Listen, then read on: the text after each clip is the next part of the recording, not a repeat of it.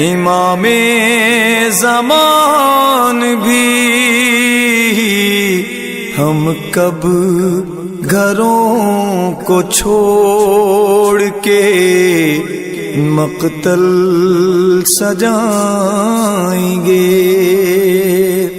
آج کی دنیا نے ایک فلسفہ دیا اور حسین نے ایک فلسفہ دیا. آج کی دنیا نے فلسفہ دیا. مولا کون سا فلسفہ؟ آج کی دنیا نے سیلفشنس کا فلسفہ دیا. آج کی دنیا نے لگژری لائف سٹائل کا فلسفہ دیا. یہ فلسفہ کیسا ہے؟ اپنا گھر بچانا ہے تو دوسروں کے گھروں کو گرا دو. اپنی بستی کو بڑھانا ہے تو دوسروں کی بستیوں کو جلا دو. اپنے ملک کو بچانا ہے تو دوسرے ملکوں کو تباہ کر دو. آج سعودی عرب کیا کر رہا ہے؟ اپنے وجود کی بقا کے لیے مسلمانوں کو مار رہا ہے. آج امریکہ کیا کر رہا ہے؟ خود کو سپر پاور بنانے کے لیے دنیا پہ بمبارڈمنٹ کر رہا ہے. یعنی امریکہ خود کو بچانے کے لیے 1 ملین لوگوں پہ ایٹم بم پھینک سکتا ہے. یہ سیلفشنس کا فلسفہ ہے. لیکن حسین نے کون سا فلسفہ دیا؟ خود کو قربان کیا، امت کو بچایا.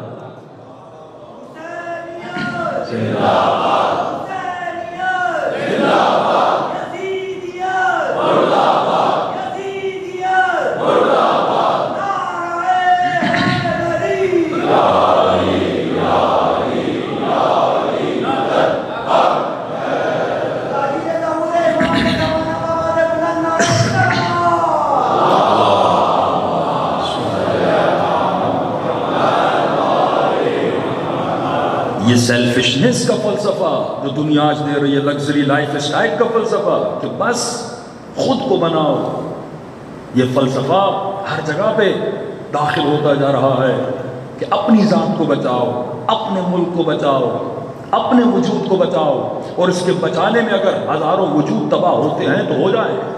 امام نے کون سا فلسفہ دیا؟ حسین اپنے وجود کو قربان کرو، کسی اور کے ایمان کو بچاؤ.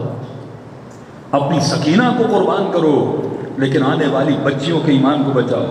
زینب نے اپنے پردے کو قربان کیا تاکہ آنے والی عورتوں کے پردے بچ جائیں، لوگوں کا ایمان بچ جائے. یہ اسلام کا فلسفہ تھا، یہ انسانیت کا فلسفہ تھا، یہ امن کا فلسفہ تھا، یہ عقل کا فلسفہ تھا کہ اس دنیا میں فنا ہے، آخرت کو بقا ہے. تو فنا کے لیے خود کو فنا میں بدلنا، تو بقا کے لیے اپنی زندگی کو جی، یہی فلسفہ. لیکن دنیا نے کیا فلسفہ دیا؟ اگر اپنے گھر کو بنانا ہے تو دوسرے کے گھر کو آگ لگانی ہے تو لگا دو. یہ ساری دنیا پہ حملے ہوئے. یہ ہٹلر نے حملہ کیا، کیا یہ عقلانی فیصلے تھے؟ نہیں، یہ اپنے وجود کے بقا کی جنگ تھی. یزید کون سی جنگ لڑ رہا تھا؟ اپنی بقا کی جنگ لڑ رہا تھا. یہ مجلسوں میں جھگڑے کیوں ہوتے ہیں؟ خطیب اپنی بقا چاہتا ہے، ذاکر اپنی بقا چاہتا ہے، نوح خان اپنی بقا چاہتا ہے، بانی اپنی بقا چاہتا ہے، رشدی اپنی بقا چاہتا ہے. یہ اپنی بقا کی جنگ ہے، خدا کے بقا کی جنگ نہیں ہے. لا الہ الا اللہ کے بقا کی جنگ نہیں ہے. امام حسین نے یہ کیوں نہیں سوچا کہ میں باقی رہ جاؤں، میں لمبی عمر کر کے دنیا سے چلا جاؤں، میں مشہور ہو جاؤں. امام نے کون سا فیصلہ لیا کہ خدا تیرا نام باقی رہ جائے، تیرا دین باقی رہ جائے، تیرا قرآن باقی رہ جائے، تیرا کلام باقی رہ جائے. معصوم فرماتے ہیں تیرا کام ہے محنت کرنا، نتیجہ دینا پروردگار عالم کا کام ہے. لیکن دنیا کون سا تصور دیتی ہے؟ دنیا تصور تمنا دیتی ہے کہ انسان اپنی خواہشوں کو پورا کرنے کے لیے تجھے کسی بھی حد تک جانا ہے چلے جاؤ. میں مثال دے کر بیان کرتا ہوں. دیکھیے آپ کے پاس گھر نہیں تھا، دل میں تمنا تھی اللہ ایک چھوٹا سا گھر دے دے. دعائیں کرتے رہے، خدا چھوٹا سا گھر دو، چھوٹا سا گھر دو، ایک کمرے والا بھی گھر دو گے خدا میں راضی ہو جاؤں گا. تمنا ہے نا، انسان تمناؤں کا نام ہے، خواہشوں کا نام ہے. اور عقل کس چیز کا نام ہے؟ معصوم فرماتے ہیں عقل کی ایک بہترین صفت ہے، اس صفت کا نام ہے عدل. عقل میان روی کا نام ہے. عقل نہ افراد کا نام ہے نہ تفرید کا نام ہے. عقل نام ہے میان روی کا. تو ہر چیز میں بیچ میں چل. اگر تم نے دنیا کو کمپلیٹ چھوڑ دیا اور جنگلوں میں جا کر عبادت کی، یہ بھی غلط ہے. اور اگر تو دنیا میں اتنا گم ہو گیا کہ اپنی آخرت کو بھلا دیا، یہ بھی غلط ہے. تجھے دنیا کو بھی چلانا ہے، آخرت کو بھی چلانا ہے. تبھی ہم یہ دعا کرتے ہیں کہ ربنا آتنا فی الدنیا حسنہ وفی الآخرۃ حسنہ. اے خدا میری دنیا کو بھی بنانا، میری آخرت کو بھی بنانا. اب فرماتے ہیں تمنا انسان کے وجود میں پیدا ہوتی ہے. یہ تمنا کہیں ایسا نہ ہو اس کو افراد میں لے جائے، اس کو تفریق میں لے جائے، اس کو ڈبو دے اور اس کو سیلاب میں بہا کے لے جائے. تمنا آتی ہے خدا مجھے چھوٹا سا گھر دے. میرے پاس گھر نہیں ہے. اب آپ غریب سے آدمی تھے، آپ نے گھر بھی لے لیا، گھر لیا، شادی کی. اب کا خدایا ایک کمرے کا گھر دیا. پھر تمنا بڑی، خدایا ایک ڈرائنگ روم بھی ہونا چاہیے. تمنا پہ تمنا آتی ہے نا، ایک ڈرائنگ روم بھی ہونا چاہیے. اب کوئی غریب سا مولوی تھا، اس نے گھر بھی لیا. اب کہا کہ خدایا بچے ہیں، ٹی وی ہے، کچھ فیملی بڑھ گئی ہے، ایک ڈرائنگ روم بھی ہونا چاہیے. ایک تمنا پہ دوسری تمنا آئی، اب اس نے ڈرائنگ روم بنایا. اب ڈرائنگ روم گئے، خدا تیرا شکر ہے 2 کمرے کا گھر ہو گیا. اب ایک مرتبہ بچے ہمسائے کے گھر میں گئے، وہاں پہ ٹی وی کو دیکھا، گھر میں آئے، بابا بابا ٹی وی نہیں ہے.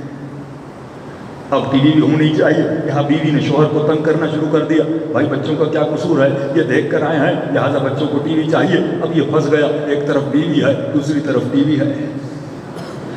پوری رات بیوی اور ٹی وی کی لڑائی ہوتی رہی. بھائی آپ کے گھر میں ٹی وی ہونی چاہیے، اور خدا نہ خواستہ مولوی ہوتا تو بیوی کہتی اے کاش انجینئر سے شادی کرتی، ڈاکٹر سے شادی کرتی، مولوی سے شادی کر کے میں پھنس گئی، اس کے گھر میں تو ٹی وی بھی نہیں ہے. اب تمنا بڑھی، اب گھر میں پریشر بڑھا، اب بچوں کا پریشر بڑھا. اس نے اپنی تمنا کو پورا کرنا چاہا. اب یہ تمنا کو کیسے پورا کرے؟ آمدنی کم ہے، اب یہ کیا کرے گا؟ اب یہ گناہ میں پڑے گا، اب یہ رشوت میں پڑے گا، اب یہ ایکسٹرا آرڈنری کمانے کے پیچھے جائے گا، اب یہ کسی کا مال کھائے گا، کسی کا حق کھائے گا، بھائی کا مال کھائے گا، بہن کا حق کھائے گا، اس کے عرص میں ہاپا مارے گا. اب یہ پیسوں کو بڑھانے کے لیے اس نے ٹی وی لے لی. پھر بچے روتے ہوئے آئے، بابا فلاں کے گھر میں 40 انچ کی ٹی وی ہے، ہماری ٹی وی تو چھوٹی ہے، ہم چھوٹی ٹی وی کیسے دیکھیں؟ اب اس کی اور تمنا بڑھی، اس نے بڑی ٹی وی لائی. پھر تمنا پہ تمنا بڑھی، ارے دوسروں کے گھروں میں جاؤ تو روم میں بھی ٹی وی ہے، ڈرائنگ روم میں بھی ٹی وی ہے، ہمیں تو 2 ٹی ویاں چاہیے. اب روم میں بھی ٹی وی آ گئی، ڈرائنگ روم میں بھی ٹی وی آ گئی. تو آپ نے دیکھا تمنا پہ تمنا بڑھتی رہی، گھر کو بڑھانے میں لگاتا رہا، گاڑی بھی گاڑی کے بڑے ماڈل کے پیچھے لگتا رہا. امام فرماتے کہیں ایسا نہ ہو یہ تمنائیں تجھے رینگتی ہو جائیں اور تو تمناؤں کے سمندر میں بہتا ہوا چلا جائے. اے انسان تعادل کی زندگی حاصل کرنا، اے انسان تمنا کرے تو حد اعتدال کو اختیار کرنا، اے انسان تمنا کرے تو عاقلانہ تمنا کرنا. کہیں ایسا نہ ہو انہی تمناؤں کے حصول میں تو بہتا ہوا چلا جائے. یہی تمنا تھی جس نے یزید کو بہا دیا، یہی تمنا تھی جس نے ابن سعد کو بہا دیا، یہی حکومت رائے کی تمنا تھی جس نے حسین کا قاتل بنا دیا، یہی مال دنیا کی تمنا تھی جس نے علی اصغر کے گلے پہ تیر چلوایا، یہی انعام و سونے و سکوں کی تمنا تھی جنہوں نے کوفیوں کو کوفی بنایا. تو آج کا مومن اپنے وجود کے اندر دیکھے کہیں ایسا تو نہیں میں بھی انہی تمناؤں میں بہتا ہوا چلا جا رہا ہوں. یہ انسان ہے لگژری لائف اسٹائل کا ہے، یعنی اپنے لیے بہترین زندگی کو چنو، آسائشوں میں زندگی کو چنو، بہترین زندگی اپنے لیے بناؤ، اپنے بچوں کے لیے بناؤ. لہٰذا اسی زندگی میں جاتا ہے، نرم نرم بستروں پہ سوتا ہے، پھر آخر میں بیمار ہو جاتا ہے. وہی ڈاکٹر کہتے ہیں اب زمین پہ سو تاکہ تمہارے کمر کا درد ختم ہو جائے. یہی انسان کھاتا پیتا رہتا ہے، زیادہ کھاتا ہے، ہرس میں آتا ہے، تمناؤں میں آتا ہے، جب بیمار پڑ جاتا ہے وہی ڈاکٹر کہتا ہے اب تجھے شوگر ہو گئی ہے، اب میٹھا کھانا بند کر دو. یہی انسان تمناؤں کے پیچھے جاتا ہے، حد سے زیادہ گزر جاتا ہے، افراط و تفریط میں چلا جاتا ہے، گوشت کو زیادہ کھا لیتا ہے. پھر وہی ڈاکٹر کہتے ہیں کولیسٹرول بڑھ گیا ہے، اب گوشت نہیں کھانا. اے انسان اگر حد اعتدال میں چلتے تو 80 سال تک کھاتے رہتے، 80 سال تک پیتے رہتے، 80 سال تک صحت و سلامتی میں رہتے، ایسی زندگی گزارتے جیسے علی ابن ابی طالب نے گزاری تھی. صلوات پڑھیں محمد و آل محمد.